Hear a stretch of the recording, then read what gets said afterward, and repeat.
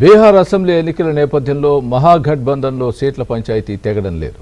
తొలి దశ ఎన్నికలకు సంబంధించి నామినేషన్ల గడువు రేపటితో ముగియనున్న నేపథ్యంలో కాంగ్రెస్ ఆర్జేడీ మిత్రపక్షాల మధ్య సీట్ల పంపకాలపై ప్రతిష్టంభన నెలకొంది.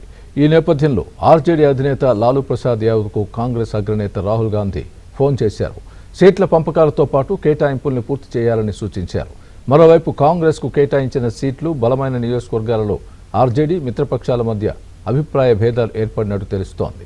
ఇవాళ సాయంత్రానికి సీట్ల పంపకాలపై కొలిక్కి వచ్చే అవకాశం ఉందని కాంగ్రెస్ ఆర్జేడీ వర్గాలు చెబుతున్నాయి.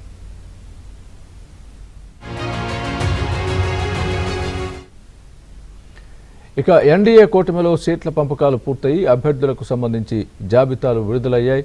బీజేపీ, జేడీయూ 2 జాబితాలను విడుదల చేశాయి. మొత్తం 83 మంది అభ్యర్థుల జాబితాను బీజేపీ విడుదల చేయగా జేడీయూ 2 జాబితాల్లో 101 మంది అభ్యర్థుల జాబితాను విడుదల చేశారు.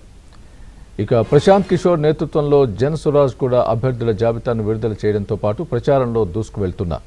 అయితే మహాగఠబంధన్ అభ్యర్థుల జాబితా ఎప్పుడు విడుదలవుతుందని కాంగ్రెస్ ఆర్జేడీ నేతలు ఎదురు చూస్తున్నారు.